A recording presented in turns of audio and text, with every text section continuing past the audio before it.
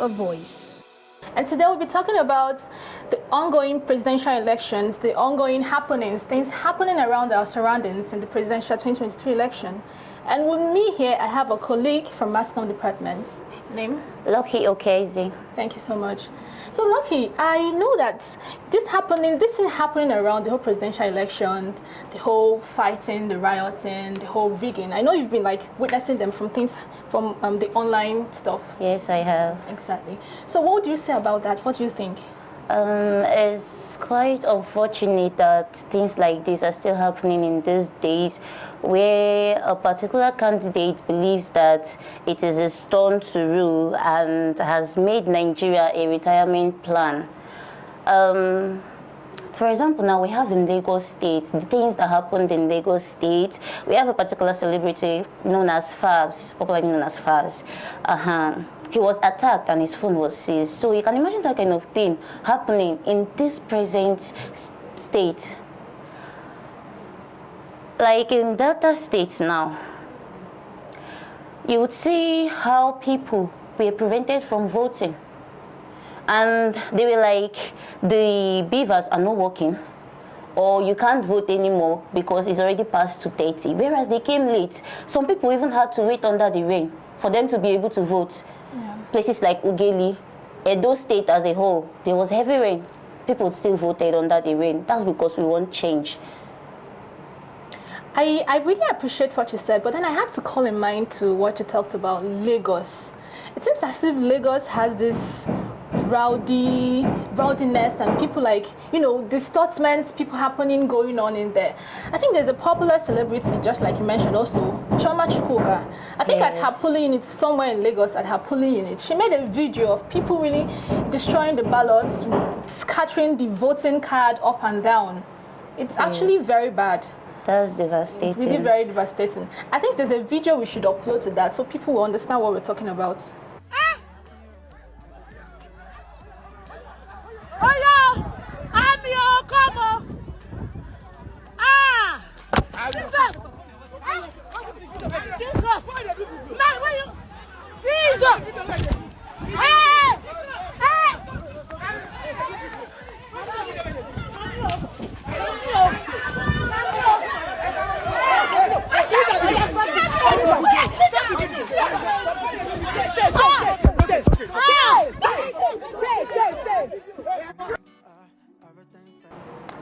Wow, that video is really insane. She was really making that video and still running for her life. It's actually very courageous. Like, it's really, really, really courageous. Yes, it was courageous what they did here, because at the end of the day, they were able to withstand the talks before the military personnel came in to their rescue.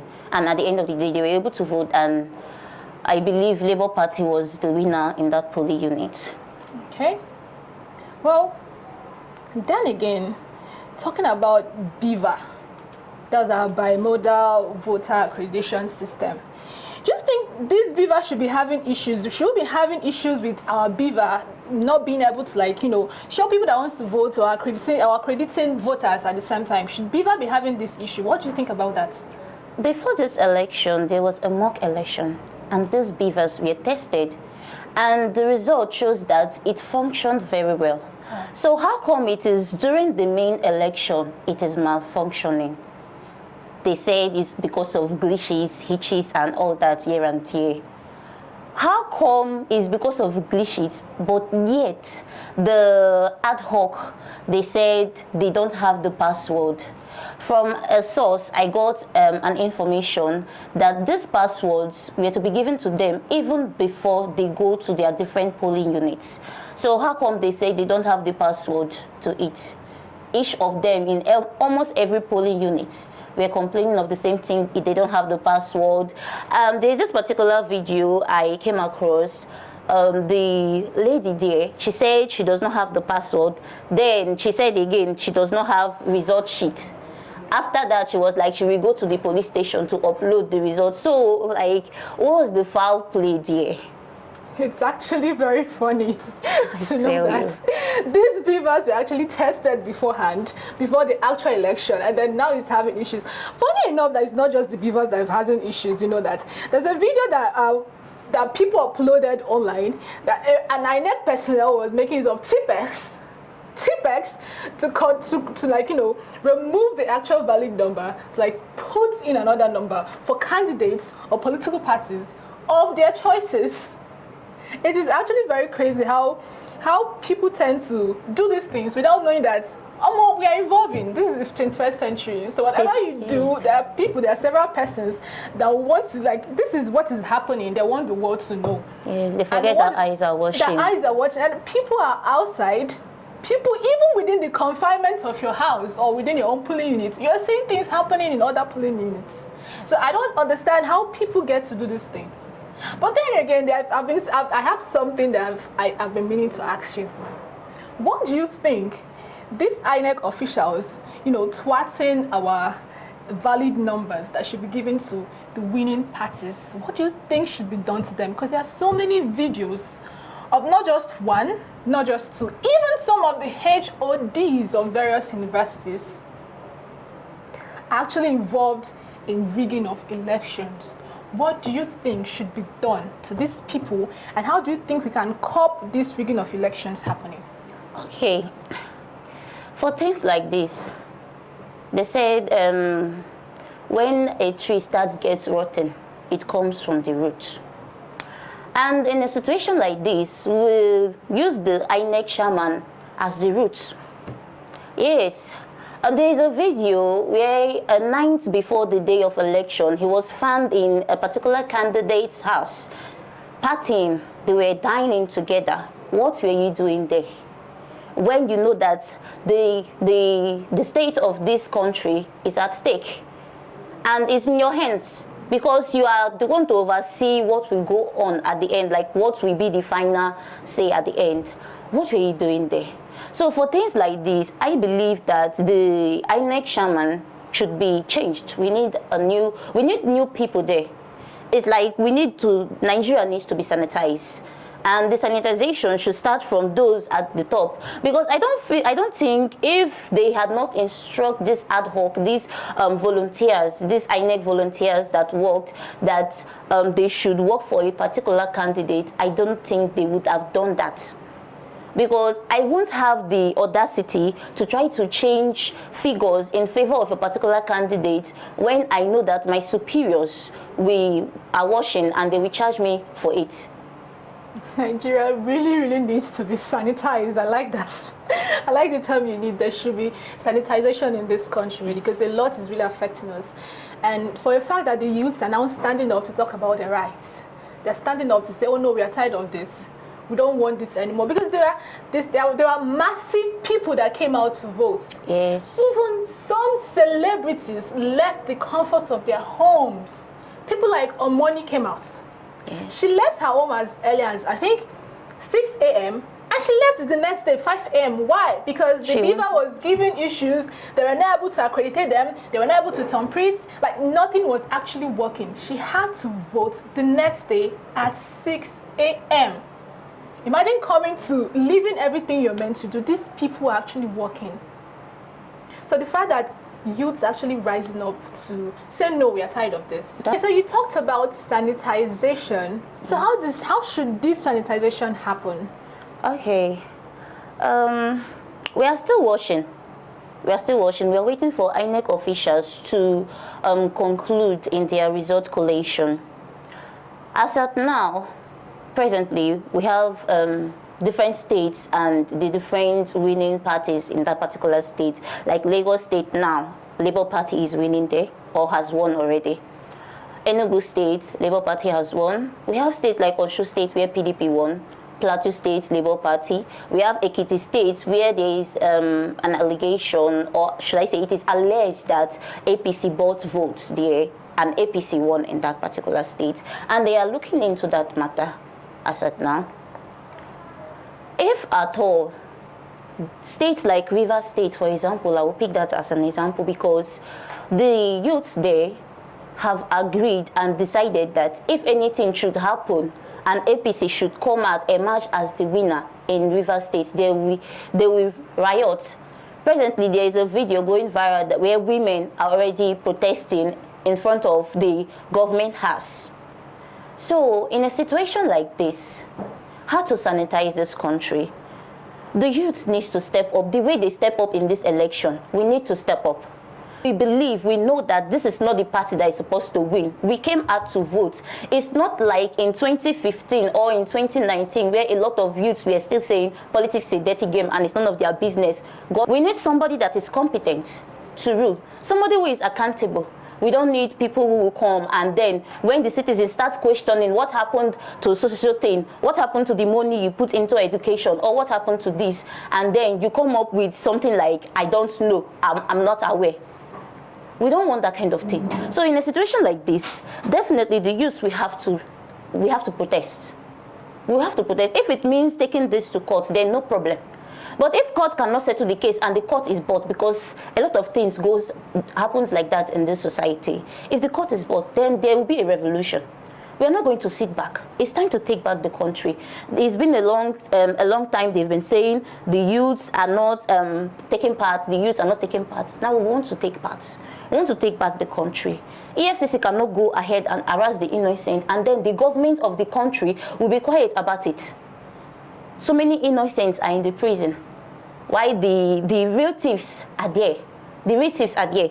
I will take Niger Delta as an example right now. The Niger Deltas, they are very tired. Imagine you having oil in your state, but then a Yoruba man, I'm not being tribalistic here. I'm not being tribalistic. But you look at this. A Yoruba man who is not from your state, an Hausa man who is not from your state, a Fulani man who is not from your state, will come and take claim over the oil well. The money is going into their pockets.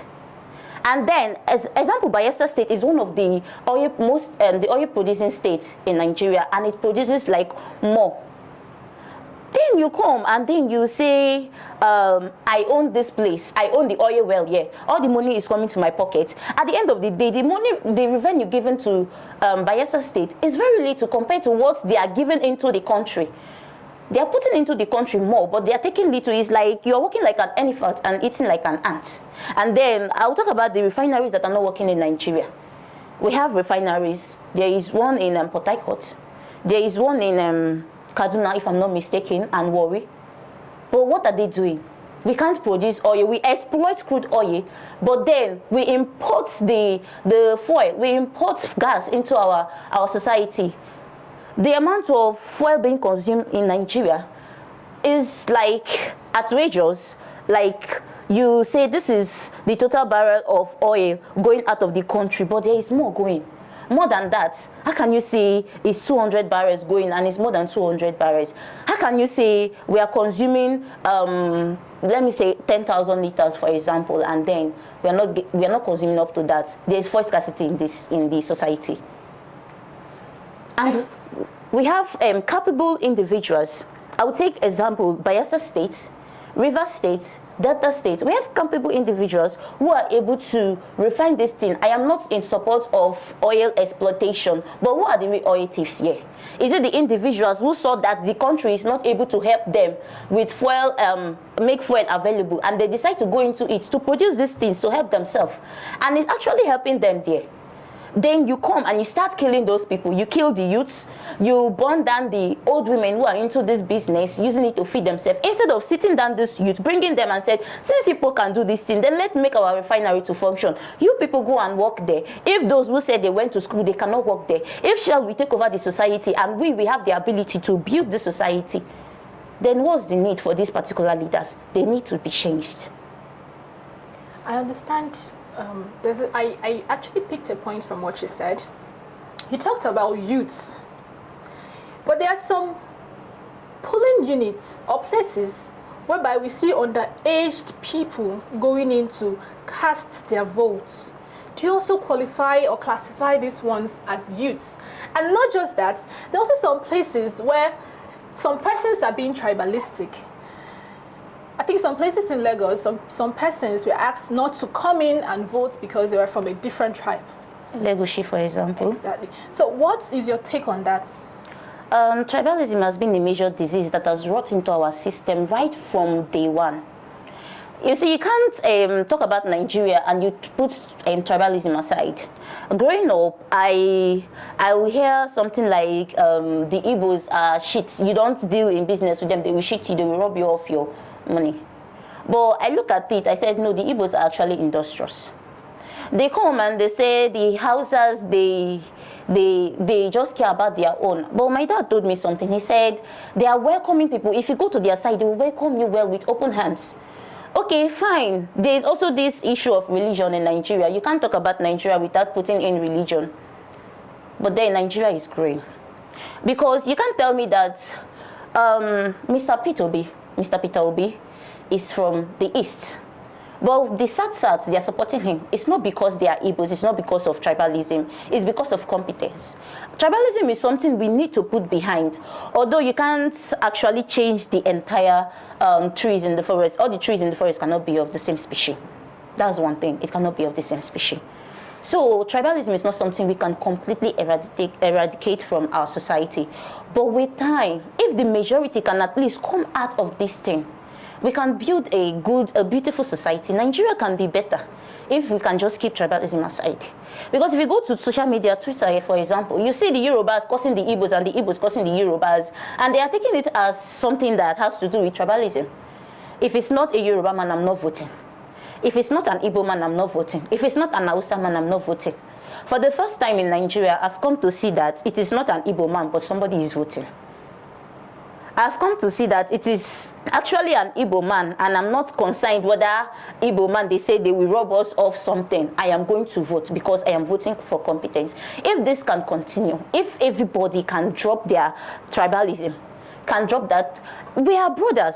See an Igbo man as your brother. See a Yoruba man as your brother. Because we go outside this country, we act as brothers, but we come in and then we start to fight. We are at loggerheads. Why? I will take the Isoko and the Yorubas for an example. These two tribes, they should be something that you can say is one tribe. But then politics came in, as at the early 90s. Politics came in, and then these two tribes separated because of politics. So tribalism is also a product of politics to fulfill political ambition. I get your point there. And I'm really grateful for the points that you've been bringing out. But there again, I still want to go back to my question before.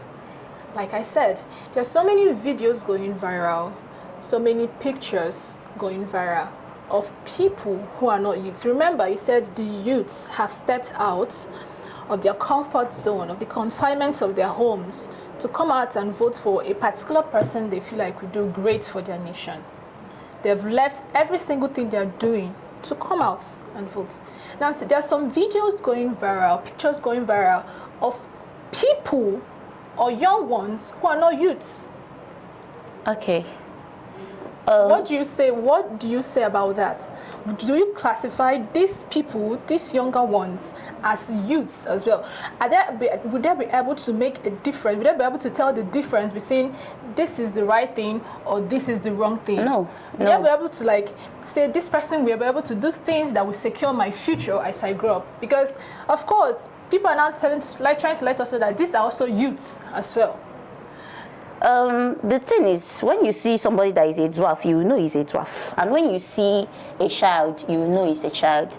There's a case of a child that was caught in Kano. He has already voted. And they tried to cover it up by saying there are lots of dwarf. Like, for example, in Borno, they said there are lots of dwarfs in Borno, and they look like children. But you can't tell me that I will see a dwarf and not differentiate a dwarf from a child. A child is not an adult. Youth starts from the age of 18. I was 17 when they started doing registration for voters card. I could not go because I know I'm 17. I can't go and do registration yet. I had to wait till I crossed before I do my registration. So you can't go and start saying this is a youth. Youth starts from the age of 18. When you turn 18, you are a youth. You can go and vote. No wahala. There's no problem. But we grew up in a society where it is mostly known in the northern parts that children are allowed to vote. They give voters cards to these children. They go and vote. It is also alleged that cows used to vote as a day. So therefore the huge numbers, the voluminous numbers of voters there. But one thing I want to say is we are in a new Nigeria. And things are changing. Even those in the north, according to a lot of people, they say the Northerners, they only vote if they know this person is from their side. But I tell you that when a blind man starts walking a path, he begins to see. When he walks a path for too long, continuously, he begins to see. Because he already knows this path. He knows that this path, this is where it will lead me to. So they are growing up. Everybody is growing up. We are in a new Nigeria. Nobody would have believed that the youths will come out to vote like this. So definitely there will be a stop to this. Children will have to stop voting. I believe that if we are able to carry up this matter, then it will be looked into, to the point that the Northerners, we have to stop that attitude of allowing children to vote. If it is possible, the best thing to do is that they should start interchanging. Let them send INEC officials from different locations, the way they send NYC people. Let them send INEC officials. Okay, this person is an INEC official. You are an Igbo man. Please go to the South. You are from South. Please go to the North. Go and oversee it there. I don't think I would want to be fraudulent in a place where I should oversee. I won't look at it and say, this is my people, so I should please them. I won't have to please them. If that is the reason why they are allowing children to vote, then that will stop. I believe that will help a lot. Thank you so much. That would really help a lot if there's an or interchange of INEC officials going from different states to other states. Coming down to what you talked about voting, there was also a case of disenfranchisement in some certain states, but then they came out to give out numbers of votes from that same state that were not able to vote because of security issues. What do you think, how were these results able to come out? I came across a video. I came across two videos. The one I can recall very well is Nasarawa State, where a lady was caught collating results, putting figures, falsifying figures for the APC candidate, and she was caught. In Lupe, Abuja, a youth corper was caught also falsifying the results for APC and was beaten. So, in a situation like that, it should be checked. It should be checked. I don't know about the places where they didn't vote at all and then they brought out results. But I can tell you about a particular state where they were not allowed to vote. There is a video I came across in Bayelsa State, Yenegua, the capital city of Bayelsa, INEC, where the INEC office is. And these were soldiers, not thugs anymore. These were soldiers pointing gun at civilians who came out wanting to vote, because over 140 polling units, voting was not conducted there. There was no election there in Bayelsa State. They had to conduct the election yesterday, being Sunday, 26th of February. So these individuals came out and were like, why are they not bringing materials to us? Why are we not voting? And then you are pointing gun at the same individuals. Have you been able to withstand those with arms that you will have to point gun at the civilians? So I think another part of the society that should be curtailed is the Nigerian army. They need to be checked, because I have said this before. I just said this. I said the Nigerian army, it's not like they're not trying, they're trying. But the Nigerian army has been one of the nuisance in our society. Because in a society where I can't mistakenly step on the shoe of a Nigerian army, and I know that it wasn't intentionally, for me to apologize only to be slapped. How can you be so hostile to the civilians, the same people you are supposed to be protecting? Even if the governor should say you should shoot at civilians who you know they bear no arms, are you supposed to shoot at them?